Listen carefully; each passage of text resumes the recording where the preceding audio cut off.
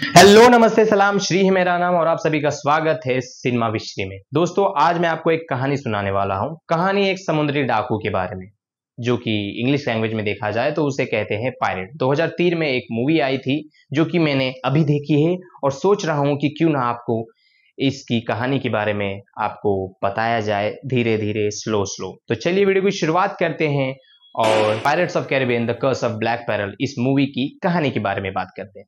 दोस्तों कोई भी कहानी आप पढ़ रहे हो, देख रहे हो या सुन रहे हो, सबसे पहले आपको कैरेक्टर्स को जान लेना चाहिए।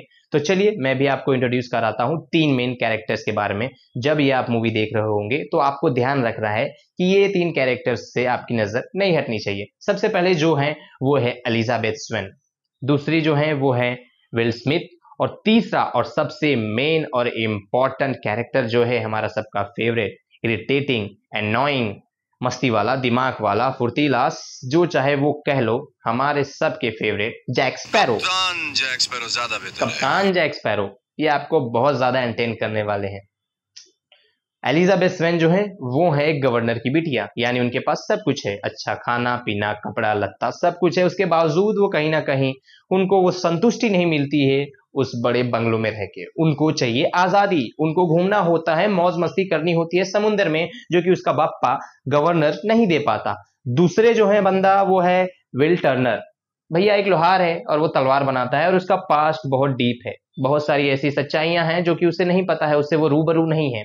तो मूवी की कहानी में हमें दिखाया जाता है कि ये जो बच्चा है विल स्मिथ पौड़ते हुए मिलता है, एलिजाबेथ स्वेन उसको देखती है और अपने पापा गवर्नर को बोलती है, पापा पापा कोई तो समुद्र में तैर रहा है, कोई डूब रहा है। तो उसके पापा के जो आर्मी लोग हैं उसे बचाते हैं, ऊपर लाते हैं। और तब क्या होता है, ये गवर्नर की जो बिटिया होती है उसके गले से वो चुरा लेती है लॉकेट लोखंड का, और ये लॉकेट शापित होता है। अब इस श्राप का क्या लेना देना है आगे आपको कहानी में बताता हूं।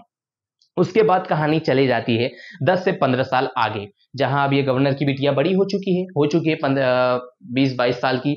और हमारा ये जो विल टर्नर है ये भी बड़ा हो चुका है, पर ये है अभी भी लोहार ही और ये तलवार ही बनाता है।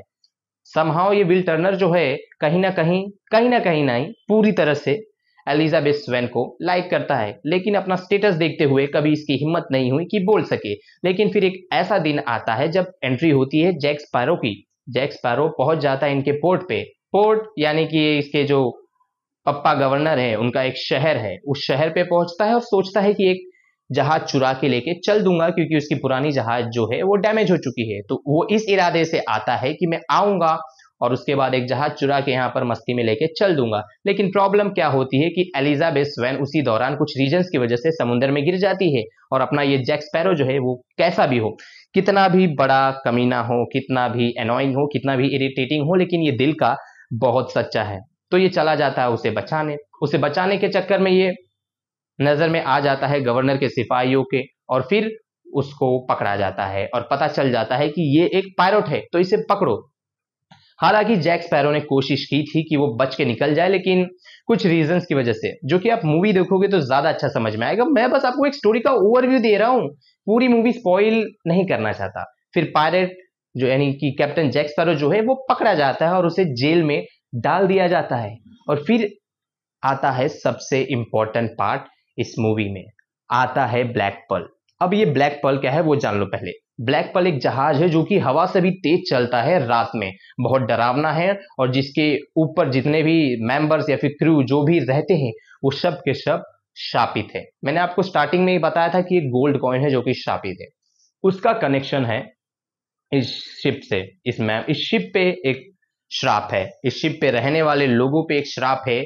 और वो जो था, जो एलिजाबेथ स्वेन ने जो विल टर्नर के गले से चुरा लिया था वो जो गोल्ड का लॉकेट, उसके ऊपर भी एक श्राप था। तो ये जो ब्लैक पर्ल के जहाज वाले आते हैं और अटैक कर देते हैं इस पूरे शहर पे, सिर्फ और सिर्फ एक जन को पकड़ने के लिए। ऑफ कोर्स ये तो सदियों से चले आ रहा है कि औरत जो है वो युद्ध बना भी सकती है और युद्ध बचा भी सकती है। तो वो आते हैं किडनैप करने किसको, एलिजाबेथ स्वेन को, और वो उठा के लेके जा रहे होते हैं। उसी दौरान ये अपना लोहार देख लेता है कि ये तो मेरी प्रेमिका को लेके जा रहा है। लेकिन फिर विल टर्नर उन्हें पकड़ नहीं पाता। विल टर्नर को जब पता चलता है कि जैक स्पैरो नामक का एक पायरेट है, तो वो जाता है और उसे जेल से छुड़ाता है, और ये दोनों डिसाइड करते हैं कि हम चलेंगे पकड़ेंगे। जैक स्पैरो को उसकी आजादी मिल चुकी थी, लेकिन उसका एक ही काम था, एलिजाबेथ स्वेन तक विल स्मिथ को पहुंचाना ताकि वो उसे वापस ला सके। तो अब ये दोनों निकल चुके हैं एलिजाबेथ स्वेन को ढूंढने के लिए। आज के लिए दोस्तों सिर्फ इतना ही। इसके आगे की कहानी मैं आपको बताऊंगा इसके अगले एपिसोड यानी एपिसोड 2 में, लेकिन उसके लिए आपको मेरी कुछ ख्वाहिशें पूरी करनी पड़ेंगी। मैं चाहता हूं कि इस वीडियो पे 1000 व्यूज आ जाए और एटलीस्ट 10 से 20 लाइक्स आ जाए, और सब्सक्राइबर्स की डिमांड तो मैं रखना नहीं चाहता आपसे। अगर ऐसा अच्छा रिस्पॉन्स मिलेगा तो मैं जल्दी से जल्दी इस वीडियो का पार्ट 2 लाने की कोशिश करूंगा। तो दोस्तों आज के लिए सिर्फ इतना ही। देखते रहिए सिनेमा विद श्री, और अगर वीडियो अच्छी लगी हो, जो कि शायद आपको, मैंने बड़ी मेहनत की है यार, अगर वीडियो अच्छी लगी है तो प्लीज वीडियो को लाइक कीजिए, चैनल को सब्सक्राइब कीजिए और बने रहिए सिनेमा विद श्री में।